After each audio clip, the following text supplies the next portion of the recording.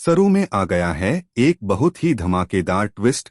और अब जो सरू है उसे अचानक पता चल चुका है कि आखिर वेद और अनिका की शादी क्यों हो रही है।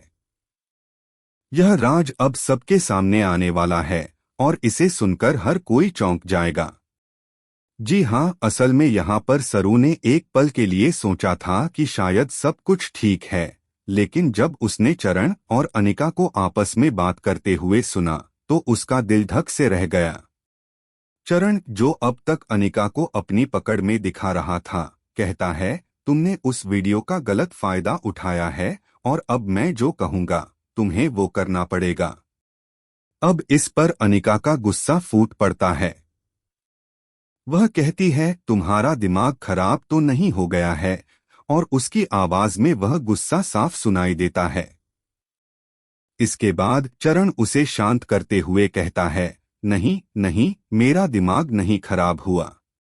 अगर तुमने मेरी वीडियो का यूज किया है और वो भी गलत तरीके से, तो मुझे बदले में कुछ तो चाहिए होगा ना। इस बातचीत को सुनने के बाद सरू, जो छिपकर यह सब देख और सुन रही थी, उसी वक्त रिकॉर्ड भी कर लेती है। इसी दौरान एक डब्बा गिर जाता है और अनिका की नजरें उस दिशा में चली जाती हैं, जैसे कि वो समझ रही हो कि शायद कोई हमारे ऊपर ध्यान दे रहा है, लेकिन तब तक सरू वहां से गायब हो चुकी होती है। जी हाँ, सरू ने यह मौका हाथ से जाने नहीं दिया था और जो कुछ भी हुआ वह उसे रिकॉर्ड कर चुकी थी। वहीं दूसरी ओर घर में शादी की तैयारियां शुरू हो चुकी हैं। अब कामिनी, जो हमेशा अपने फायदे के लिए सब कुछ करती है, चाहती है कि यह शादी जल्द से जल्द हो जाए। वह पंडित जी को बुला लेती है और जब सब लोग इकट्ठा होते हैं तो वह पंडित जी से पूछती है, शादी का मुहूर्त कब निकल रहा है।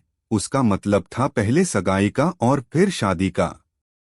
पंडित जी मुस्कुराते हुए जवाब देते हैं, शादी का मुहूर्त तो फिलहाल नहीं है, लेकिन हाँ, 3 दिन बाद सगाई का मुहूर्त है और वह भी बहुत शुभ है।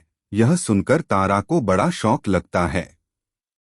वह सोच में पड़ जाती है, 3 दिन बाद, मतलब मेरे पास सिर्फ 3 दिन ही बाकी हैं। इस पर सीरियल में एक और धमाकेदार ट्विस्ट देखने को मिलता है जो दर्शकों को चौंका देगा। अब वही दिन आता है जब सरू की मां तारा के घर आने वाली होती है और उसे लग रहा था कि शायद वह फुल्ला की आवाज सुनने वाली है। लेकिन जब वह पलटकर देखती है तो फुल्ला वहां से जा चुकी होती है। इस बीच फुल्ला वेद से सीधे बातचीत करने आई थी। वह उसे कहती है, यह तो मुझे भी पता है कि आप सरू से प्यार करते हो और सरू भी आपसे प्यार करती है, फिर आप यह सब क्यों कर रहे हो। वेद, जो हमेशा अपनी चुप्पी साधे रहता है, अब कहता है, ऐसा कुछ नहीं है।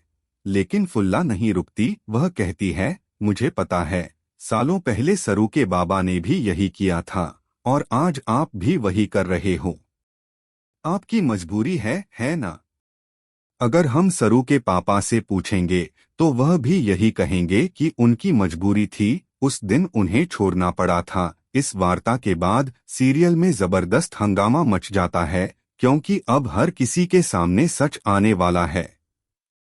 अगले दिन जब सरू कॉलेज जाती है तो उसके मन में यही ख्याल आता है कि उसे एक बार वेद से इस पूरे मामले पर बात करनी चाहिए। और जैसे ही वे दोनों एक दूसरे से टकराते हैं, सरू बिना किसी झिझक के वेद को धन्यवाद कहती है। धन्यवाद सगाई और शादी के लिए। यह सुनकर वेद का दिल भारी हो जाता है और उसे ऐसा लगता है कि वह बिल्कुल भी नहीं चाहता था कि यह सगाई हो, लेकिन अब वह अपनी मजबूरी के कारण